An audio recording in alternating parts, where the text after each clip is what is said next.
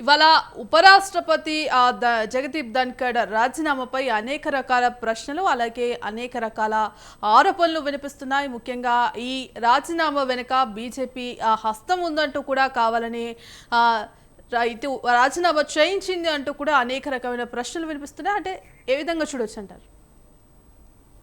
ముందుగా స్వతంత్ర టీవీ వీక్షకులకు మాతో పాటు ప్యానెల్లో పాల్గొన్నటువంటి మిత్రులందరికీ కూడా నమస్కారం. ధన్కడ్ ఉపరాష్ట్రపతిగా 3 సంవత్సరాల కాలం పూర్తి చేసుకొని ఇంకా 2 సంవత్సరాల పదవీ కాలం ఉండగా వారు రాజీనామా చేయటం అనేది అందరికీ కూడా ఆశ్చర్యానికి గురిచేసింది. ధన్కడ్ గారు మొన్న జూలై 10వ తారీఖు ఒక మీటింగ్లో మాట్లాడుతూ వారు పూర్తి పదవీ కాలాన్ని నేను పూర్తి చేస్తానని వారు స్వయంగా ప్రకటించి నిన్న ఉదయం సభకు కూడా వారు మామూలు పరిస్థితిలోనే వచ్చి కార్యక్రమాలను నిర్వహించి మరియు ఆ మీటింగ్ జరిగే సమయంలో కొందరు బీజేపీ పార్టీకి సంబంధించిన ప్రధాన నాయకులు రాలేదనేది కొంత మనస్తాపం చెందారనేది ఒక వార్త వచ్చింది.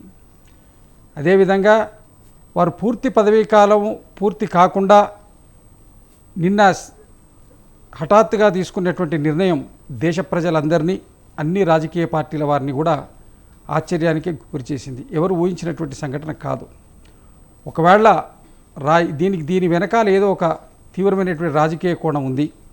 లేని పక్షంలో వారు రాజీనామా చేసిన వెంటనే ఆమోదించకుండా కొంతకాలం దాన్ని ఆ విధంగా పెండింగ్లో ఉంచి కూడా దాని మీద ఆయన ఎవరికి తెలియకుండా చేస్తే ఉండేది.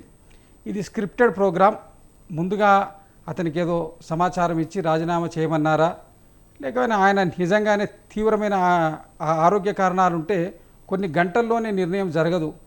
దానికి జరగడానికి కొంత సమయం తీసుకోవచ్చు. ఒకవేళ ఆయన ఏమైనా ఇబ్బంది పడి ఆరోగ్య కారణాల వల్ల కానివ్వండి, రాజకీయ కారణాల వల్ల కానివ్వండి, అతనికి ఏదైనా ఇబ్బంది అనిపించి రాజీనామా చేస్తే కూడా కొంత సమయం తీసుకొని ఆమోదించవచ్చు. కానీ ఇమీడియట్ ఎఫెక్ట్ తోటి దాని రాజీనామాని ఆమోదం చేయడం, తర్వాత ప్రధాని మంత్రి నరేంద్ర మోడీ గారు ట్వీట్ చేయడం, ఇవన్నీ కూడా అనేక సంశయాలకు ఇస్తుంది. దీని వెనకాల ఏదో తీవ్రమైన రాజకీయ కోణం ఉంది. తర్వాత ఈ 100 మంది ఎంపీలు సంతకాలు పెట్టి ఇచ్చినటువంటిదే కావచ్చు. ఇవి కాకుండా కూడా భారతీయ జనతా పార్టీ అంతర్గత విషయాలకు సంబంధించిన దాంట్లో ఏదైనా ఈయన మీద ఒత్తిడి జరిగిందా అన్నది కూడా ఒక కోణం ఉన్నది. దాని మీద ఏంటనేది స్పష్టత కొద్ది కాలంలో వస్తుండొచ్చు. కాకపోతే ఇదైతే అందరికీ ఆశ్చర్యం కలిగించినటువంటి అంశం, కొంచెం అందరికి కూడా సంశయం కలిగిస్తున్నటువంటి సమస్య.